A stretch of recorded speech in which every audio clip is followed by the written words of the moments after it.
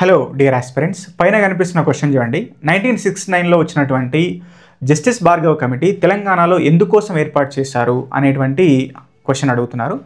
దీనికి సంబంధించినటువంటి కాంటెక్స్ట్ ఒకసారి మనం రివైజ్ చేసి చూస్తే 1969 జై తెలంగాణ ఉద్యమము, దానికి సంబంధించినటువంటి కారణం మనం చూస్తే కేటీపీఎస్లో ఉన్నటువంటి ఉద్యోగుల యొక్క తొలగింపు అనేటువంటి అంశంతో స్టార్ట్ అవుతుంది. ఆ తర్వాత జనవరి 8వ తారీఖున చేసినటువంటి అన్నబత్తుల రవీంద్రనాథ్ గారి యొక్క దీక్షతో పూర్తి మొత్తంలో స్టార్ట్ అవుతుందని చెప్తాము.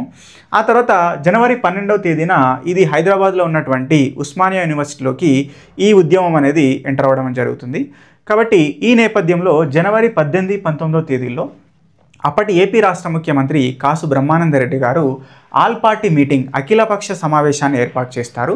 దీనికి సంబంధించి 2 అవుట్కమ్స్ ఉంటాయి. ఒకటేమో జీవో నెంబర్ 36, ఇంకోటేమో లలిత్ కుమార్ కమిటీ.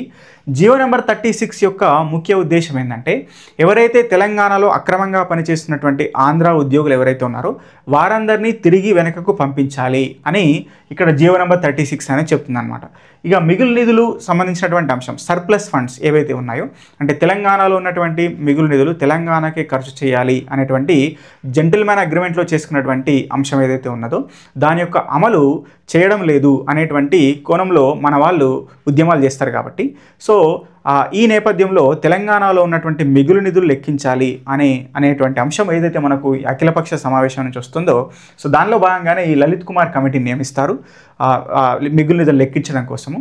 కాబట్టి సో వారు మిగులు నిధులు లెక్కించి మనకు దాదాపు 34 లక్షల కోట్ల మిగులు నిధులు ఉన్నాయని చెప్పేసి, సర్ప్లస్ ఫండ్స్ ఉన్నాయనే అంశాన్ని చెప్తారనమాట. ఇక నెక్స్ట్ జీవో నెంబర్ 36 యొక్క అమలు అనేది ఇక్కడ సాధ్యం కాదు. ఎందుకంటే ఇక్కడ ఉన్నటువంటి ఆంధ్ర ఉద్యోగులు ఈ జీవో నెంబర్ 36ని వ్యతిరేకించి కోర్టుల్లో కేసులు అనేది వేస్తారనమాట.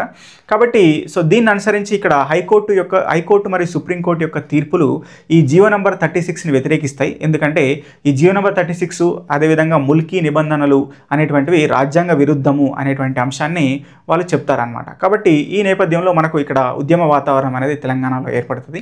కాబట్టి దీన్ని అనుసరించి అప్పుడున్నటువంటి ఇందిరాగాంధీ గారు 1969 ఏప్రిల్ 11వ తేదీన 8 సూత్రాల పథకం 8 పాయింట్ ఫార్ములాని ఏర్పాటు చేస్తారనమాట. 8 పాయింట్ ఫార్ములాని ప్రవేశపెడతారు.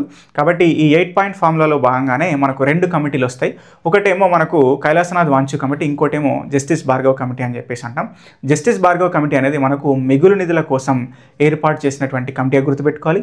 ఈ కైలాసనాథ్ వాంచు కమిటీ వచ్చేసి ఇక్కడ ఉన్నటువంటి జీవో నెంబర్ 36, హైకోర్టు మరియు సుప్రీంకోర్టు యొక్క తీర్పులు, ముల్కీ నిబంధనలు ఇవన్నింటికి సంబంధించి అధ్యయనం చేయడానికి ఏర్పాటు చేసినట్టుగా మనం ఇక్కడ గుర్తుపెట్టుకోవాలన్నమాట. సో ఇది దీనికి సంబంధించినటువంటి అంశం.